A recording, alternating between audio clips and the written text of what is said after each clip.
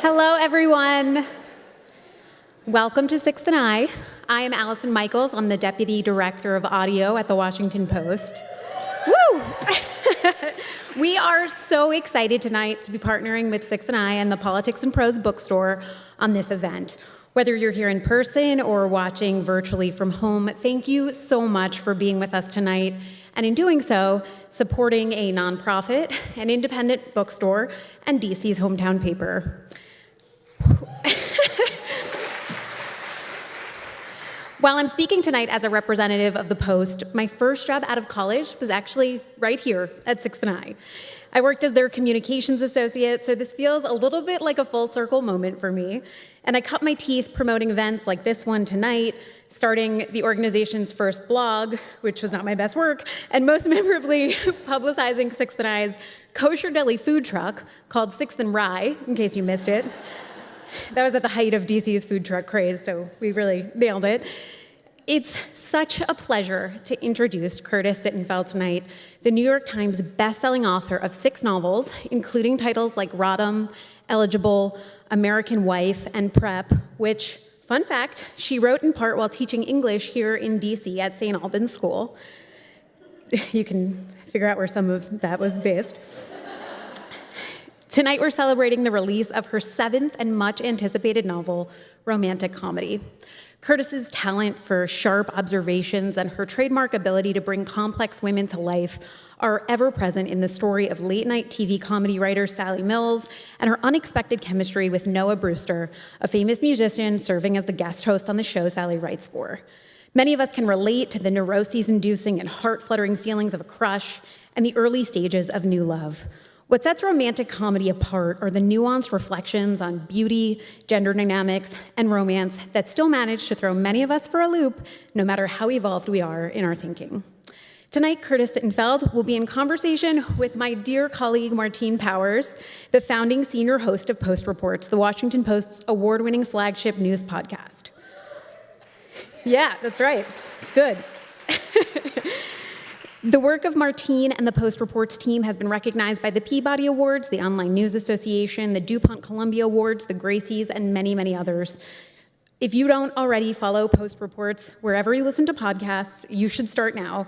That's right, I'll give you a second, just take out your phones, fire up those podcast apps, hit subscribe, and you can also see our complete catalog of shows at washingtonpost.com/podcasts. Later in the program, we would love to hear your questions, and you'll be invited to line up at the standing microphones in either aisle. Following the event, there will be a book signing. Thank you again, both here and at home, for being with us tonight. Please join me in giving Curtis Sittenfeld and Martine Powers a warm welcome to Sixth and I.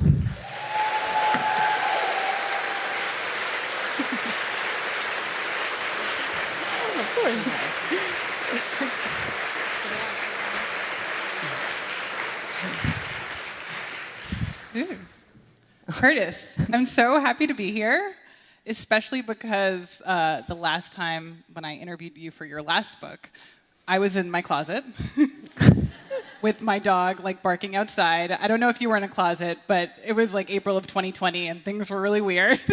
And I think that this is a lot better. So thank you for being here. Thank everyone for being here.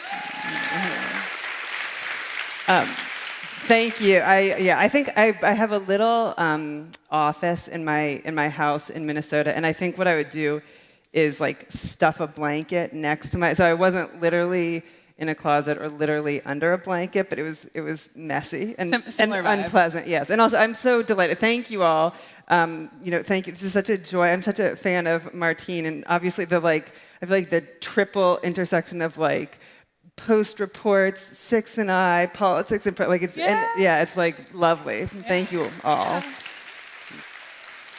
So Allison very helpfully gave a little bit of the premise of the book. I actually want to ask, how many people have read it already? Even though this came out like 10 days ago. I feel like everyone who's read it, right, has like gone through it in 24 hours because it is that much of a delicious read. But so this is about a show that's supposed to be Saturday Night Live called The Night Owls, and a writer on that show. And it centers on this thing called the Danny Horst rule. And I was hoping you could explain what that is. So I would say I always have to give a kind of disclaimer that I think Sally, the protagonist, thinks it's a rule or like an ironclad law. In fact, I would say it's maybe more of a pattern. But she has noticed that on this particular sketch comedy show, and then sometimes also in life, there can be a pattern of talented but maybe ordinary seeming men dating women who seem more like, goddess-like or transcendently gorgeous and talented and smart and good at their jobs. And it doesn't seem to, what she particularly notices is that it doesn't seem to kind of cut in the direction of an ordinary woman very conspicuously dating up. In this case, like a sketch writer, a female sketch writer dating a smoking hot male celebrity who's a guest on the show. I just have to say that I know that you don't want to share publicly who you were thinking of in this very hot like celebrity host / musical guest, but this person is like objectively very, very hot. Well, actually, the funny thing is, so he's a musician. Noah is a musician, and it's been really like fun but also kind of revealing and interesting when people say who they think he might be based on. And I would say, actually, I think that his music is inspired by a few people, but I don't think he has their personality. I mean, I don't really know enough about their personalities, and also his appearance. I mean, it's like I don't want to deconstruct him so much that it ruins him or something. But some people, like people who are in their 20s, will say, "Oh, is it like Justin Bieber or Shawn Mendes?" And then someone closer to my age, which is 47, might say like, "Oh, is it John Legend or John Mayer?" And then someone actually said to me, "Is it Richard Marx?" Which is a pretty broad like. It speaks to people from all different. Yeah. So what I love about the Danny Horst rule is that it does seem to be a little bit based on real life. Talk about what your influences were when you kind of came up with this idea of like, oh, what if we had a comedy writer who was writing about this dynamic that we have sometimes noticed? Well, so as you said, my last book, Rodham, came out in the spring of.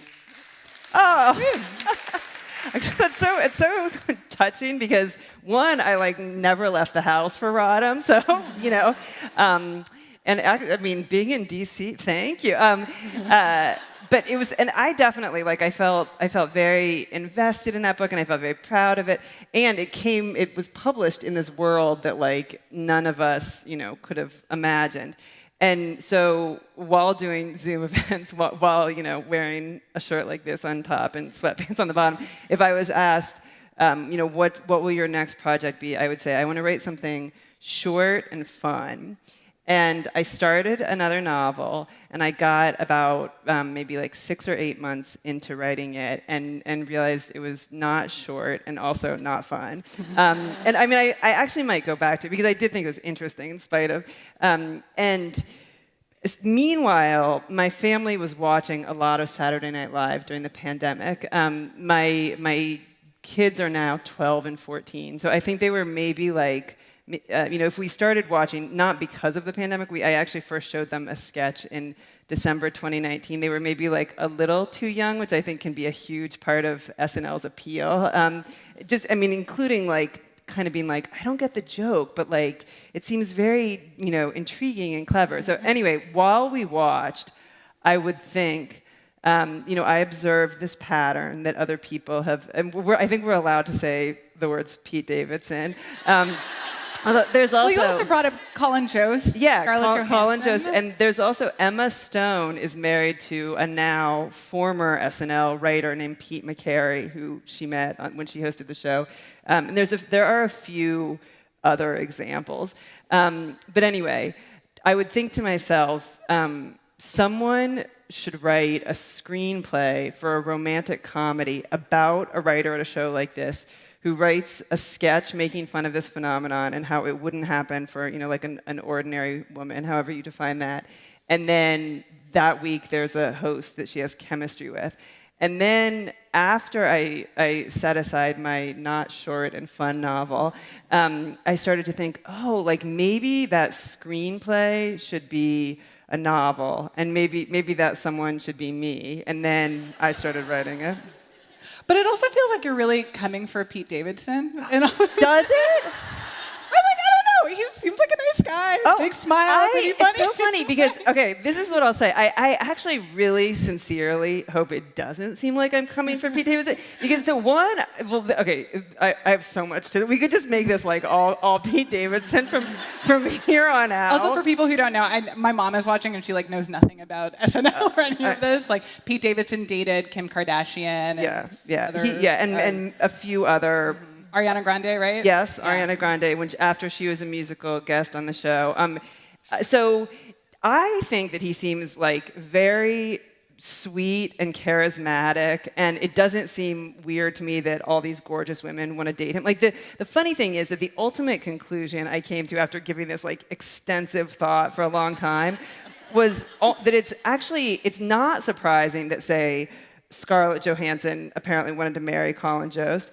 It's almost the surprising or depressing part. I mean, I really do feel like what would be better than having a funny partner, really? Like, I mean, everything else gets kind of boring, but like being funny, lasts forever. But is what we tell ourselves. Yeah, I know. But it seems like the sort of most, dreamy male celebrities should want to find like female comedians. Like that's really the sort of which obviously this is all a very heterosexual version of this. I think it also applies that like I would think anyone would want to date the funniest person that they could possibly find. But anyway, so just to close the Pete Davidson loop. When Pete Davidson listens to this is why I know. No, I really do. Well, the funny thing is, it turns out, as I've learned, whatever book you write, you end up being sort of like the recipient of people's confessions on that topic. So when I wrote Eligible, which was like a retelling of Pride and Prejudice, it meant more when you only did it for Rodham, actually. I'm just kidding.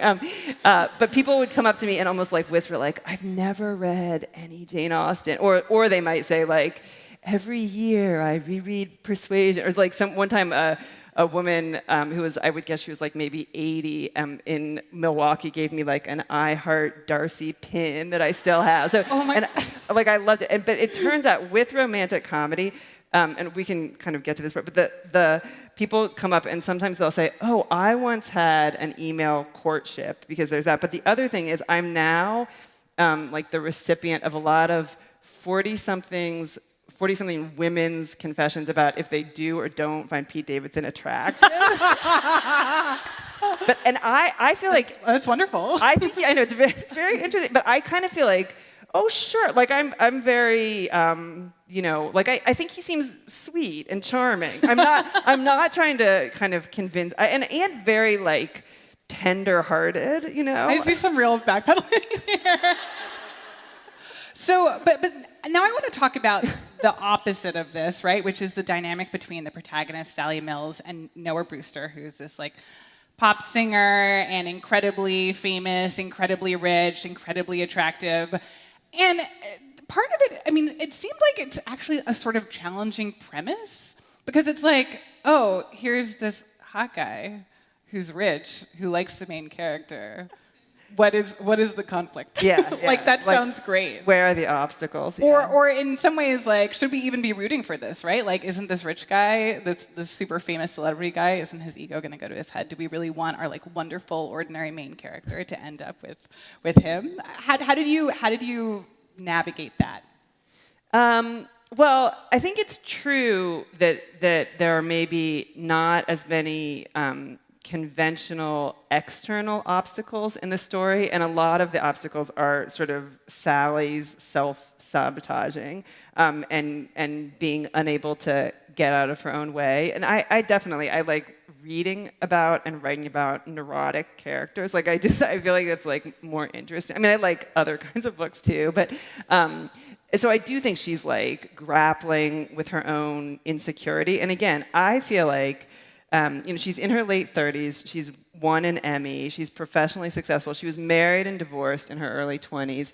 And I do feel like actually, someone who was, I think, probably, if I'm 47, someone who's probably more than 20 years younger than I am interviewed me, and I was kind of saying, oh yeah, like people in their late 40s are very confused, and my friends who go on dates will sort of talk in exactly the same terms as I feel like my friends and I talked when we were like 13 about if they have a crush on someone or whatever. And I think she was shocked and horrified, but I do feel like being kind of competent or confident in one area of your life does not guarantee that you are. And even if it's like you're somebody who like weeps at the dentist or like, is very good at your job, but like can't drive on the highway because it's so stressful, like that's very endearing to me. Like, again, I don't know almost, like if you really know someone, I don't think anyone is like 100% sort of poised and competent. Mm-hmm.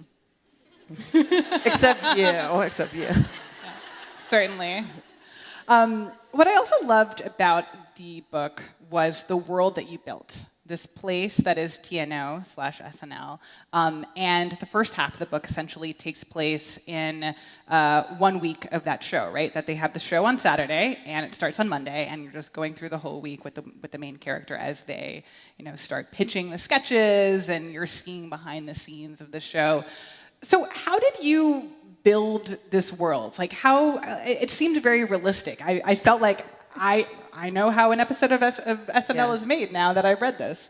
How did you go about making that? It's so funny because when you're like, how did you build this world? I feel like you should be saying like, how did Lorne Michaels build this world? Like I wish I could take credit. I mean, the research that I did was kind of, like there was a time when I thought, I think I've read 100% of the SNL memoirs by cast members, and then like a day later, I was like, oh no, I think I've read 25% of them. But I read like probably 8 of them, including they're the well-known ones, and which I loved. It was such a joy to do all this research. But in addition to like Tina Fey or Amy Poehler, Tracy Morgan, Rachel Dratch, there's a real gem that I think is lesser known is.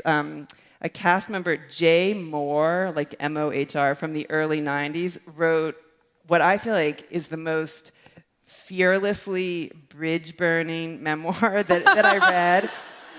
And he made a choice that I think most of the other writers didn't make, which was he kind of ignores like his upbringing, any relationships. It's like all on set, and it's nothing but SNL for 2 years, and it's called Gasping for Airtime. And again, it's like very candid. So there was that. There's actually James Franco made a documentary about. Sorry, what? I know. I think about SNL. Yeah, I've heard that it was maybe like a master's thesis or something, and it feels very low budget. This is probably at least 10 years ago. Very low budget, and he was given a ton of access. There's also SNL itself makes, it's almost like teeny tiny documentaries or something where it'll be like, this is how the wardrobe department works, and this is how the sets get built. And there's a 750-page oral history called Live from New York that, again, is just like... You read the whole thing? I like devoured it. Like, it was such a pleasure. And then also, we live in of course, the golden age of all podcasts, but the golden age of comedy podcasts, where it'd be like, this is Conan O'Brien interviewing David Spade, and then this is like David Spade interviewing Conan O'Brien. There's just so many, and obviously Mark Maron was sort of obsessed with Lorne Michaels and SNL for years, and then finally successfully interviewed Lorne Michaels. And then finally, I did interview 2 people who worked for SNL in the recent past, but ooh. Did you say ooh or who? Well, no. I said ooh. Oh. Okay. And then my next question was who? I know. It's funny. I feel like almost more protective of them than they seem to feel of themselves. But it's were they actors or writers? No, they weren't actors. Okay. But it was. I will say though that, and I feel this way about, like, for instance, my Laura Bush book or my Hillary book. Like, you definitely will not find any juicy real secret. Like, it's not like I have ever uncovered something in a journalistic capacity. It's more like, it's about as realistic as I could make it, but it's not like a blind gossip item about anyone. I mean, the wig thing is actually. I was going to bring up the wig thing. I was going to say you did your research, and then I did my research on your research. And if you haven't read the book, there is a mention of a wig sandwich. Oh. Which is that a character wears some type of hairpiece, potentially a toupee, but they don't want to admit it publicly. And they have to be wearing these costumes because, it's TNO. And so they basically have to have their toupee on and then put a hairnet over it and then have another wig on top of that. And it's a wig sandwich. And I was telling Curtis before that I was so obsessed with this idea that I Googled it, and it turns out that Colin Jost wrote about this in his memoir, and he did not say explicitly, but implied that this happened to a person who was hosting SNL in 2015, who may or may not have been a former president. And Wait, that's it? Because I've actually heard, that's so interesting, that it's a musician. oh, well then maybe the implication was vague and open for that reason, so that he wouldn't be sued by Donald Trump or this musician. That's so interesting. Who's a musician? Oh, I'll whisper it to you afterward. But a Colin Jost book, A Very Punchable Face, is wonderful, by the way. You should also clap for that. I didn't write it. We don't need to clap for Colin Jost. So what, there was so much to work off of in terms of things that you wanted to incorporate from the real SNL world, but what did you make different? That's a good question. Well, okay, so one thing I did was that I think no self-respecting SNL writer would do is I sometimes gave almost like cutesy names to the sketches, and I think that the names are intentionally vague because no one wants to give away the joke, and you just don't. I mean, I think there's kind of I don't know if it's like playing it cool ethos or something, but so at one point there's a sketch that Sally has written that's like Nancy Drew and the disappearing access to abortion or something, but it's like no one would actually. I mean, you can see why I felt that was tempting, but it was no one would actually call a sketch that. And then I think that there's a night when, I mean, this is really like in the weeds, but I think that on maybe Tuesday nights, which are the nights they write all night, that Lorne Michaels takes out the guest host for like an 11 p.m. dinner and maybe like the head writer, and I think I make them go out on Monday night, not Tuesday night. But I know I was doing research where I was like, because there's also like there's the writers' offices on the 17th floor, and then there's like the studio is more, and I would be like, the ultimate questions that I had for the people I interviewed were so nitty-gritty, and were like, where's the bathroom that like Lorne Michaels uses, or like is it when he does this, is he in the studio or in like the office up there, or like where does a writer stand when the live show is happening? Like it was things like that. Wow. Yeah. Well, the thing is that it does feel like there was a lot of pressure on you in this book to make a compelling case that the episode that you are single-handedly writing is like a believable episode of SNL. Like by the time I got halfway through the book, I was like, I don't know, if you put Curtis in a room for a week, she could write the whole script to SNL and it would be pretty good.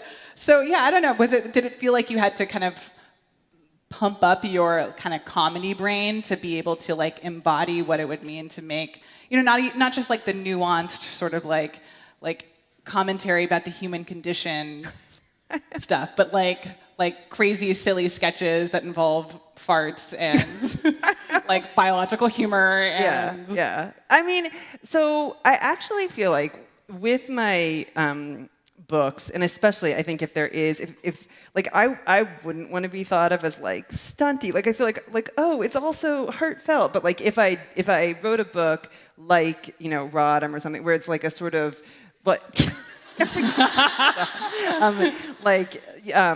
Sort of I don't know, like ambitious or risky premise or something, I feel like I will kind of like set rules for myself that allow me in my own mind to do it. But then the weird thing is then it gets published and like no one knows what those rules are except for me. And so like, for example, with Eligible, I felt like I'm not declaring that I think I'm the second coming of Jane Austen and what I'm, it's like this is a total like fangirl, homage project. And I feel like this is, a love letter to SNL, and I definitely know that like I'm not Tina Fey, and only Tina Fey is Tina Fey. So there aren't. It's interesting. I mean, I'm delighted that you feel that way. I mean, there are very few lines. I mean, I think there's maybe like one exception or two exceptions of scenes where you get lines from the actual sketches. And the way my approach in that case was.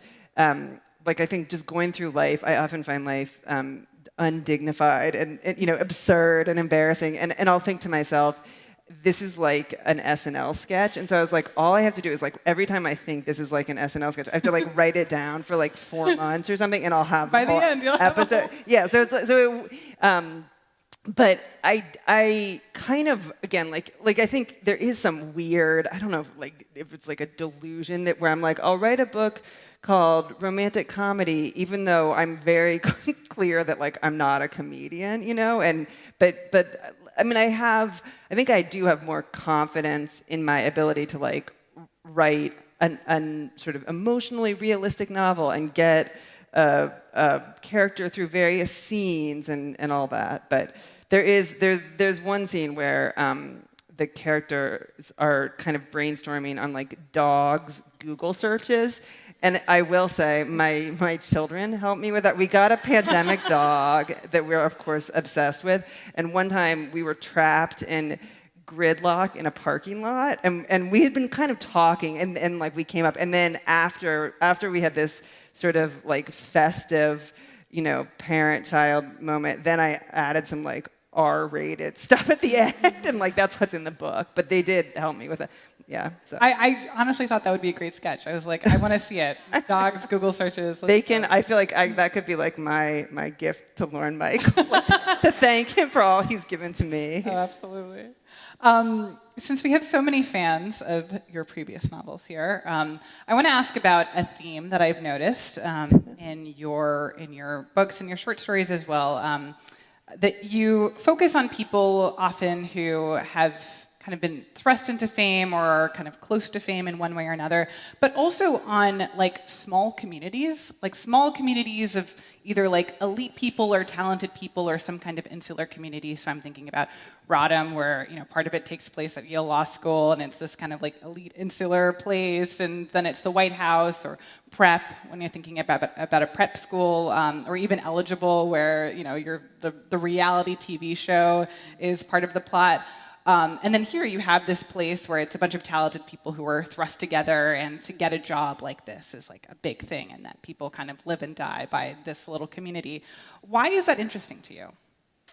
That's an excellent question that I feel like almost like that's like a therapy style question. Well, let's go. I know. I mean, I do think setting is very important. And I do think there's something like, maybe it's because I wrote Prep, and it was because I had gone to boarding school. It was a sort of insular, elite community, but it was also one that I had, firsthand experience with. And then maybe I sort of felt like, oh, there's something about place that kind of makes it more interesting. I mean, I think I'm definitely above all, I have to not bore myself as a writer, and then aspire to not bore other people. But so it might be, partly having to do with that. I remember really consciously thinking when I watched the TV show Friday Night Lights. Sorry. I'll write. Has there been a sketch on SNL about Saturday Night Lights? That is the Friday Night Lights. We can work on that together. Yeah. Where it was I think it was the first time I had been really conscious of it, that if you establish a sort of a community of some size, I mean, I don't know what it is, if it's like 75 people or whatever, it's really satisfying for the viewer, or can be for the reader, if two people intersect who you don't think of as kind of naturally like having a relationship, but then when you think about it, it's really realistic. Like there's something, I don't know if it like mimics real life in some way, but yeah, so I think there is something about, because even like some of the novels that I kind of want to write in the future, I think do that thing that you're pointing out. One other thing specifically about romantic comedy is that doing this research, everything I read about SNL reminded me of being a grad student at the Iowa Writers Workshop like 20 years ago. And so much of it, and I don't know if you feel this way, as like obviously for you to work at the Washington Post, there's many people who would see this as super desirable and enviable.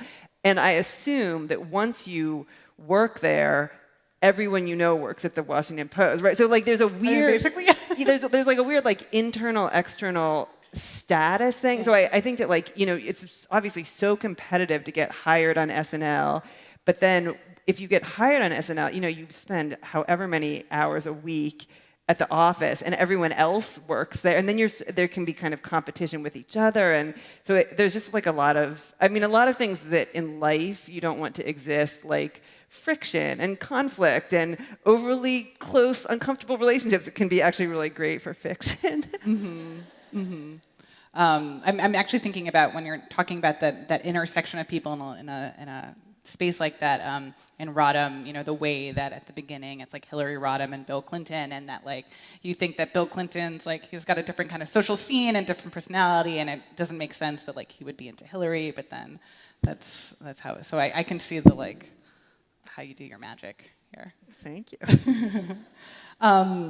So I want to ask two questions, one of which is a bad question. And I hope that the second of which will be a better question. So, you talked about how you wanted to write this book because in some ways you wanted to do something that was more fun and a little lighter and that we could all enjoy. And I think, speaking for myself, and I'm sure a lot of other people, that like having this after the last 3 years feels just like a treat. But I also wonder if there's a part of you as a serious writer, and I don't know if you agree with that, but I think you are a serious writer, that to have a book called Romantic Comedy with a cover like that looks a little bit like a Valentine's Day card, that it's like, I don't know, were you worried that it was too chick lit-y? It's so funny, actually, that it was funny to hear you use the phrase chick lit. So as you may or may not know, chick lit is now called rom-coms. Like the books are called rom-coms, just like the movies. And apparently, as you may or may not know, that there's a category, an unironic category called women's fiction, as opposed to just fiction. And it's being rebranded as book club fiction. Interesting. Which I mean, some people also have feelings about. Imagine that. So, I mean, I would say, I think that the kind of rom-com community, and here I'm referring to the books, is very like robust and diverse, and I think it's different. It's not my personal area of expertise, but it's very, and I have read some books, especially some popular, like there's Red, White, and Royal Blue is like a very beloved recent rom-com, or I read another normie celeb rom-com is Nora Goes Off Script, which for that one I don't want to say the celebrities for my own, but I pictured either it's like a woman who's writes Hallmark Channel movies and then ends up with a celebrity who I pictured either George Clooney or Brad Pitt. Like it seemed like that vintage and level of fame, and so anyway, so there's like that whole, and it's a very passionate kind of like reading community, and it's a very what's what's the word? That's very high sales right now. I mean, I think eternally, but especially now. But I mean, I feel like I definitely think in terms of the specific like topic or plot I want to write, and it's almost like the world, by which I mean like publishing, tells me what I wrote. So they're like, you wrote a literary coming of age novel, or like you wrote. I mean, people will say that both. I think especially. Rodham, they'll say, oh, it's fan fiction, or it's so there's. I mean, like political intrigue, like romantic. I mean, again, intrigue. but it's also like a lot of those categories exist not, I think, because I mean, some writers I think are very passionately like self-identify as like I'm a science fiction writer, or I'm a rom-com writer, but I think a lot of those are like marketing and sales categories. And I feel very flexible, you know, in terms of. But I think I definitely did write a romance, and I mean I think it's like really pretty. It is. I love beautiful. It's beautiful. Yeah. And it screams like love and fun. Yeah. Which I also have to say, I've sometimes thought to myself, like I'm super kind of protective of like every sentence and every comma, and then but if I were given, you know, permission from Random House to like choose my own covers, which I never. I mean, it's like a conversation, but if I unilaterally could choose one, I think I would probably choose some like terrible and like yeah. So it's like they kind of come up with this and sort of yeah, and then I say like, oh, that's so creative. Wait, was that the bad question? Yeah, that was the bad question. Okay, Just because I feel like even chick lit-y as an adjective is like pejorative and unfair, and like we like what we like, and we get to embrace that. But you also set up my better question very well, because in thinking about this, I recalled a short story that you wrote for The New Yorker in 2017, I believe, called Show Don't Tell, which is about, and also if you haven't read this story, always read Curtis's short stories is like the TLDR here. But so it's about, and I'll just summarize it briefly. It's about a woman who's a writer in an MFA writing program that's very prestigious, that seems a lot like the Iowa Writers Workshop, of which you are an alum, as you mentioned, and that she's like really stressed about getting this fellowship, and it's very competitive, and she's sort of comparing herself to all her fellow writers. And then you realize, spoiler, by the end of the story that this narrator, this protagonist, has gone on to become a very successful writer, but a very specific kind of successful writer. And I am going to read a little bit of what she says. You know, this is the voice of the character. In the almost 20 years that have passed since that night, I have written and have had published 7 novels. All except the first 2 were bestsellers. As it happens, my novels are considered women's fiction. This is an actual term used by both publishers and bookstores, and means something only slightly different from gives off the vibe of 10-year-old girls at a slumber party. Several times a year, I travel to speak to auditoriums of 500 people, no more than a handful of whom are men. On occasion, none are men, though we do have some men here. Which is... And my uncle's here, no, and my brother-in-law. Yeah, there you go. And then she goes on to kind of talk about how she's thinking about like another like former classmate who's also been very successful, but in a different kind of way. She says, he's the kind of writer about whom current students in the program have heated opinions. I'm the kind of writer that their mothers read while recovering from knee surgery. To be clear, I'm mocking neither of my readers nor myself here. It took a long time, but eventually I stopped seeing women as inherently ridiculous.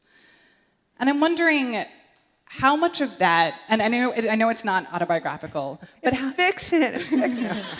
But how much of that do you think reflects your journey, and how much do you think this book reflects that journey?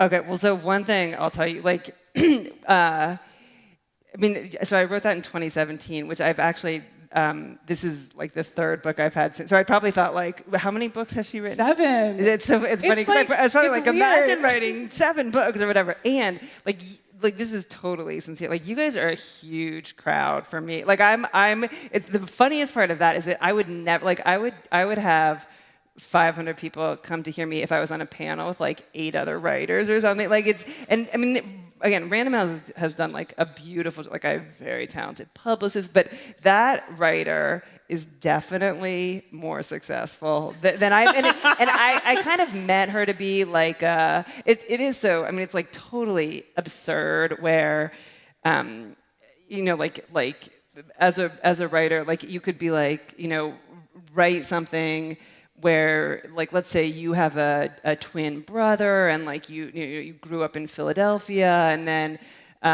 like you write a story and it has all those details or something and people are like, it's autobiographical, and you'd be like, but the comforter on my bed was blue when I was little or something like that. It feels, but, and I think it's also really disorienting. Like the more you know a writer, the more distracting it probably is to be.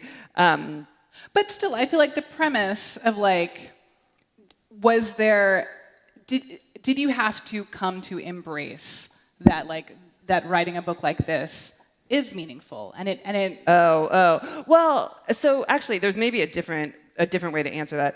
So I like tweeted about this and then I was surprised that there ended up being a response that this is a sincere thing. So a journalist said to me, are you worried that the title or the cover of your book will deter male readers? And like in the tweet, I said, like, I feel like all 7 of my male readers are really loyal, and I think they'll, like, I think they'll like it.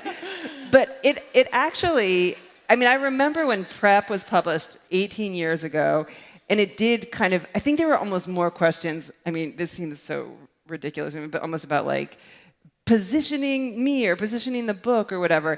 And I mean, I actually, when I said like the seven male readers, I like literally, I almost could name, like I could be like, there's David, like there's Dunny, like there's, so I don't know, it just feels like, I mean, it's interesting. I do, I mean, Sally talks about, like, obviously, you know, like, I feel like gender is we have a different conversation about it, and you know, it seems like much more interesting. I think that's a wonderful, like, expansive thing. I mean, I think most of like probably 95% of my readers identify as women, and I think the publishing world is like so I don't know, like it's why I actually feel so lucky, or like I don't really give much thought. Like there's, and the other thing I will say, so there maybe in like the early 2000s, there was a year when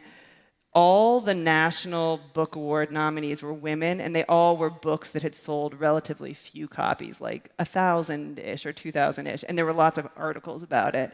And I feel like no one would bat an eye. Now, like just the conversation has shifted. So I don't think I feel defensive, and I mean, I feel so like kind of grateful and lucky because I've gotten to publish, you know, 8 books now, but I still am. And books that really speak to people.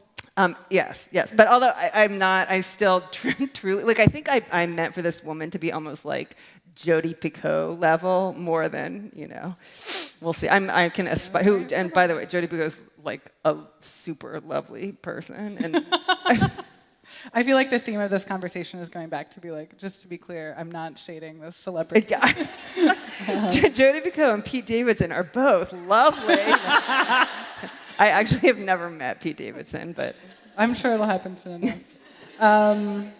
But I mean, I think you know, just to bring it full circle, I trust you all know he has a Hillary tattoo, right? I mean, that's so endearing.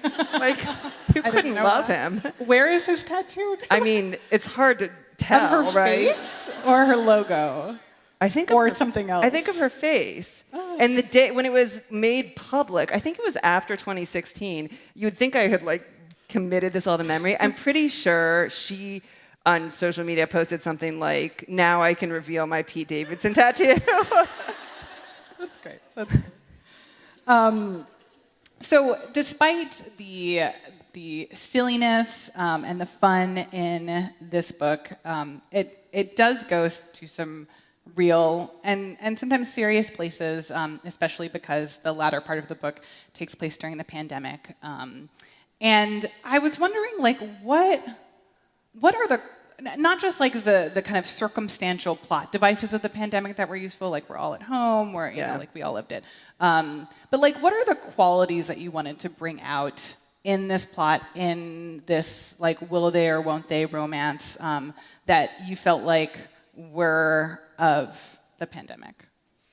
Well, so you know, the TV show, like the week in the life of the TV show, takes place in 2018, and I don't. You can stop me if this is a spoiler or something, but there's this like chemistry and flirting, and then Sally kind of makes things go off the rails, like maybe not consciously, but maybe semi-intentionally, and then 2 years pass, and it's 2020, and Noah reaches out to her via email. And I do think, you know, like a lot of us had more time on our hands than we usually did. And I mean, it's almost like, you know, the things that you think of if you get in bed at night and then you don't fall asleep, like there's, you know, your mind kind of goes to certain places. And so I think in this context, it's supposed to be like, well, you know, Noah is still sort of thinking about Sally, and Sally is still thinking about Noah, and maybe neither of them would have done anything about it if they were leading their normal lives, where she's working, you know, 90 hours a week and he's touring constantly. But instead, he's lonely in his mansion in LA, and she's staying with her stepdad and his beagle in Kansas City, slightly less glamorously. And so, you know, that it kind of, I think, I mean, obviously the pandemic was and is like horrible, and it's you know, it's so confusing, and it's hard to know, like, you know, sometimes it's like hard to know how to be a person, or what norms there are, what risks to take. And I also do think it made people, in some cases, like think about their priorities or restructure their lives, and that the characters are examples of that. Yeah, yeah. So part of the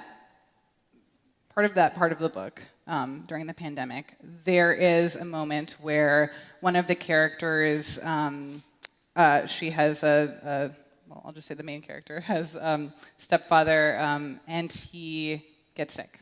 And it's a pretty scary moment.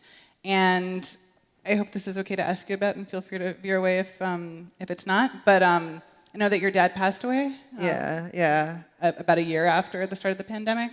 And I just thought that those scenes of like what it's like to care for an older loved one were really, really moving. And I was just wondering if that was in your mind while you were writing. I mean, yeah, I'm sure. Like, I do think. I mean, I think that if you're a fiction writer, like, you know, there's sort of things coming in from, you know, like in all sorts of ways. And I think, you know, again, like sometimes it's conscious and sometimes it's not conscious, but yes, definitely. And I think in general, you know, like I was saying, that I feel like in terms of writing the kind of fake sketches for the show, that I feel like life ends up being, you know, like absurd or embarrassing. Like I try very hard to be realistic in fiction, and I think for all of us, like life is super sad. It's like super, you know, funny. It's like delightful, and if you are kind of realistic and faithfully depict that, like your book will have kind of all the moods, and yeah, it does. I mean, so as not to dissuade people, I would say the book does have a happy end. I don't know, like that's kind of a little like actually in the one thing I've learned about this sort of romance is people will say, is there an HEA, which is a happily ever after? And I almost like, you know, cover your ears if you really don't want to know, but I think you can feel relatively confident going forward. And what's great is that I feel like at least to me, one of the takeaways of the end of the book is like, caregiving is sexy. And like people who are good at giving care to, you know, to each other, to family members, you know, that's that's the money quality you're looking for, especially when like the world is coming to an end. That's kind of true. I mean, I do think that there's like, I mean, I think something Sally kind of thinks or wonders about is like what is romance or what is fake, and are we like is writing emails and kind of being your polished, funny self, like are you being more fake or more real? And then also like, if you're having a kind of very romantic date and you like put on your nice clothes and whatever, like is that a fake version of you? And then is the self that's I do think that the kind of challenges that the characters end up facing, and things like going to buy medical supplies at Target, like actually does bring them closer. So there is a hopeful element there. I think we want to start taking questions in just a second, and so if people want to start lining up. But before we do that, I have one lighter question from our virtual audience, from Amber in Columbia, Maryland. And she says, at what point in your writing process did the Indigo Girls song Dairy Queen become central to the story? It's so perfect for Sally and a really beautiful song, and I wonder how many other readers were, like me, inspired to stream the song right away. Oh. I definitely listened. I was like, I actually don't know that song, but I listened to it as soon as it came up in the plot. So, well, one way to answer this is a friend of mine, I think this was in the spring of 2016, said to me, like, and I was living in St. Louis, Missouri, I now live in Minneapolis, but said, do you want to go to an Indigo Girls concert? And I hadn't, like I had sort of liked them and listened to them in high school and college, and then not listened to their recent albums. And I think I was like, oh no, I can't stay up that late. And she's like, no, it's great. They start on time, and they finish by 9. And I was like, I'm in. Like, and also, one thing I should say is, my family, 100% of the time, we watch Saturday Night Live at 7 p.m. on Sunday. And actually, I wish you hadn't told me that, because I was so impressed by the fact that you watch SNL every week, and I was like, wow. Yeah, I go to bed. I try to get in bed, not try. I like can't keep myself from getting in bed at like 8:45, and then I like read sometimes if I'm still awake enough. So anyway, so I went with my friend Stephanie to this Indigo Girls concert in St. Louis, and I think I was like, oh my God, like where have you been? Like here you are just in time for like my midlife crisis, the election of Donald Trump, like it was, and it did become sort of the soundtrack of like the next several years for me. And so I mean I don't think that I probably planned to kind of have this be like an ode to the Indigo Girls. Although, of course, anyone else who loves them will be glad to hear. I do have to I paid to you. Like there's a kind of fair use thing, and if you can quote like 2 lines of a song, but if you quote as many as I did, you have to pay. And so it's like they get to share in romantic comedy, which is a pro. I mean, they're amazing. And so you should have them show up to some of your book readings. Oh that would be my dream. So I will say, actually, it was kind of a revelation, and I've always kind of wanted to write an essay about this. So maybe instead of writing an essay, I just shoved a paragraph in there.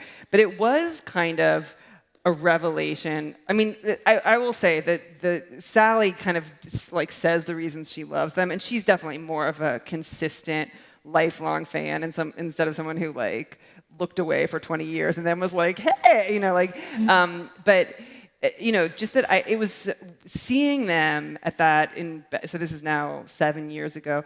I was kind of like, oh, this is such a model of essentially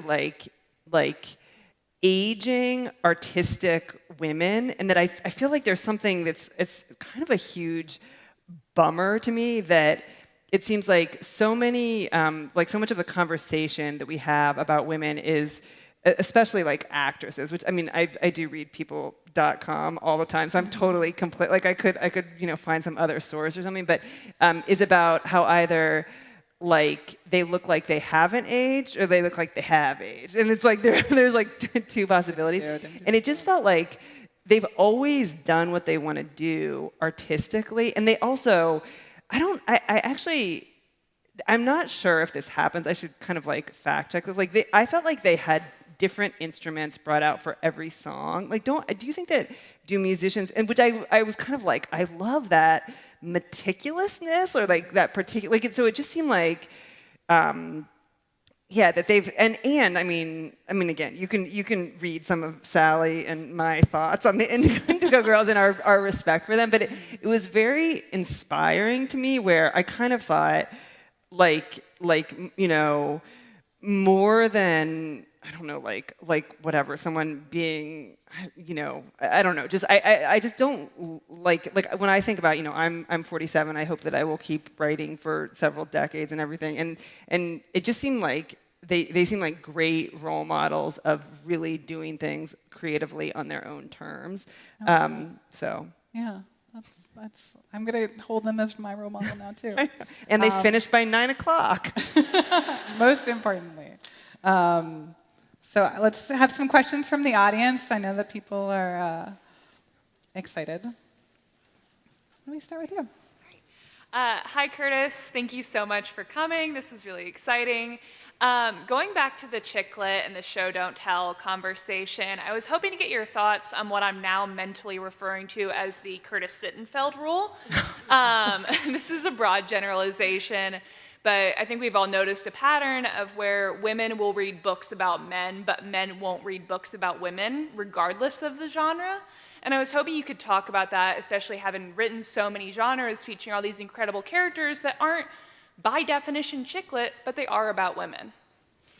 That's an interesting. I mean, so when I sent that tweet, I would love to know the data on this. I think that probably, I mean, if anyone works in publishing, like, feel free to contradict me or yell out. I would think that 90% of buyers of fiction are women. So I don't know. I mean, I don't know, like, again, I think that there was, it almost caught me by surprise, again, the response to that tweet, where I was like, doesn't everyone know this? Like, yeah, I don't know. I mean, of course, there are, like, lots of individual exceptions, but I don't, I mean, obviously, it's like, I was just in Missouri, where I lived for 11 years. I was in St. Louis, and then I was in Kansas City, and, like, horribly, like, the libraries have just been defunded, which is, there's such a resource. There's, like, the books, and then there's also there's all kinds of other, like, free lunches for kids and things like that. So it's like, I mean, there's so many layers of, unfortunately, I wish I had some idea of, like, let's get men reading, like, novels by women with strong female protagonists, but I don't know, and I feel like there's, like, layers of, like, problems. It's a very good question, and I would, if someone wrote an essay about that, I would, like, read it in the first few minutes that I was awake, and then, like, think about it and tweet it or something. I don't know. So I'm sorry not to be more insightful. Yeah.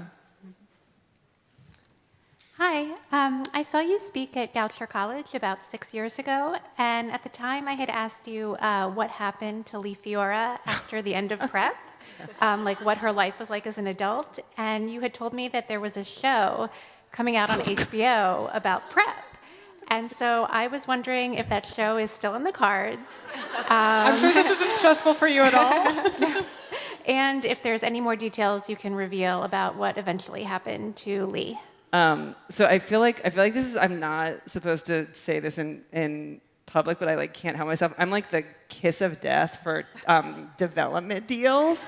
And so, like, no matter how far down the path you go, like, it'll always come unraveled. So prep has been, or like I think I've read probably 10 or 12 film scripts or TV pilot scripts that someone else wrote based on my books, and I've been like, it should be like when you go to, like, a smoothie place and you get, like, a card punched or something, and like at least something should be made at the end.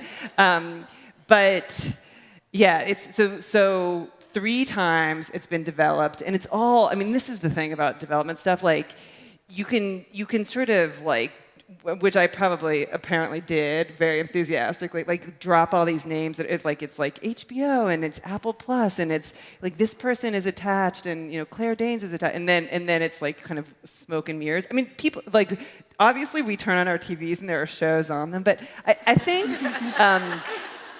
I think that maybe because my books have a really interior element. They're harder to adapt. I think it will happen in the fullness of time. And I also will say that like sometimes, I mean, sometimes when I even talk to people in LA and they're like, we want to option this and we're so enthusiastic, and I'll say to them, I'm like a person who's been on Match for like 18 years, and I've like gone on 1,000 dates, and I've like never kissed another human being or something. Where like, and I almost feel like what verb tense should, when they're like, well, this will make such a good movie, and I'm like, yeah, you should use like the conditional or something. But anyway, so that's also a very unsatisfying. Someone has to ask me something that I can give like a happy, satisfying. I mean, I think something will get made eventually, and although I also, one other thing, the last thing I'll say on this is that weirdly, like, so it's everything, this has all been sort of going on for so long that when Prep first came out, people would say, like, sometimes they'd be like, I don't want Lindsay Lohan playing Lee Fiora, and now it's like, you know, Lindsay Lohan's like in her late 30s or 40s. But I think I feel more protective, especially of Prep, the more, like, there's a time when I think I felt like, wouldn't it be a lark if it was like a super trashy show? And I actually don't feel that way anymore. Like, I feel, especially because, you know, people like you like care about it, I think like, oh, like if it ever gets made, I want it to be well made. Should I stop giving such long answers? We have time for 3 more questions, Okay. so we'll do 2 Okay. from this mic and 1 over there. Okay.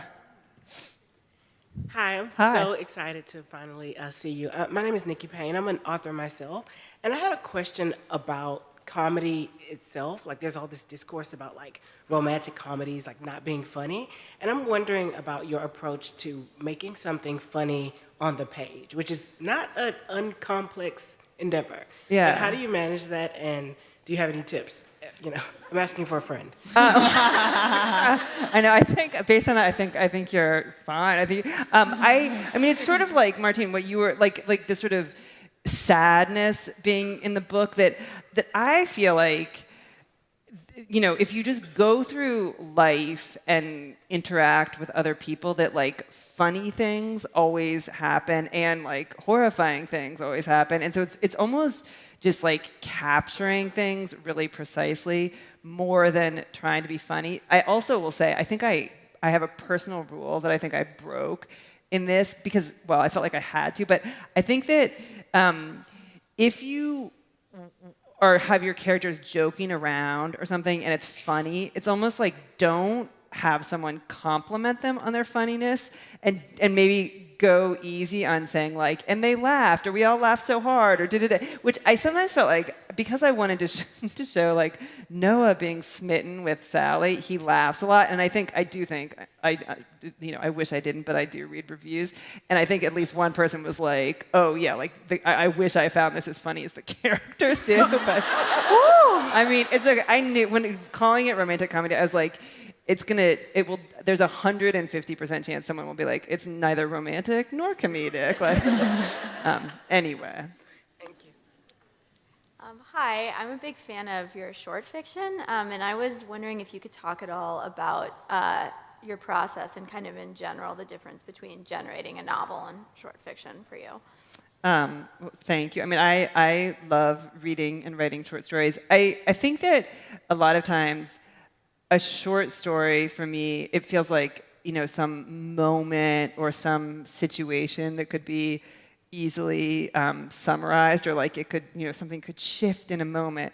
And I feel like a novel does have to kind of feel like an obsession or something that would be very interesting or have lots of angles, and including actually when I wrote American Wife, I think I'm definitely a Democrat, but I was intrigued by Laura Bush, and sometimes, and I thought she was endearing. I mean, I think even again, I think, well, anyway, I mean, I think in some ways, like the cultural moment has changed, and it's, I mean, anyway, but if someone said, like, how can you be a Democrat but, like, find her endearing? And I almost felt like I would have to write 400 pages to explain that to you. And so then, like, I did. But so in a weird way, I mean, on the one hand, you don't want to write something that's going to, like, that you know from the outside is going to repel other people. But weirdly, if you have an obsession that other people don't quite understand, sometimes that can be a novel. Yes. Yeah, hi. I'm also a big fan of your short fiction, so seconding that. I'm wondering, maybe especially for your short fiction, if there are any authors that have sort of informed your writing, how they've informed your writing, and then also if you feel like you're in conversation with some authors as you're writing, are you responding to any of your influences or favorite writers sort of as you write? Yeah, so my favorite writer since I was in high school has always been the Canadian short story writer Alice Munro. And I think sometimes when people, like reviewers, are talking about books, they make comparisons based on topics. So it would be like other boarding school novels or other, kind of first, I don't know if there are other first lady-ish novels. But I feel like definitely I think I've been more influenced by Alice Munro than by anyone else. And I think the things, I admire like everything about her, but some of the things that I sort of most like are, she's so precise in describing emotions. She also, I feel like she kind of operates like assuming that everyone is at a minimum self-interested and like not totally appealing, instead of that like we're all likable and moral paragons, and that people are like kind of whatever, like sneaky and have like little secret wishes and stuff. And I think she also really respects the complexity of everyone. Like she writes primarily about almost like rural Canadians, whether it's in like the 1950s or whatever. I think some people could feel tempted to be like, oh, whatever, country folk or something. But they're always like, people's lives always matter to them or us. And I think that she like respects that and sort of has her characters like deeply care about their lives and take them seriously the way people really do.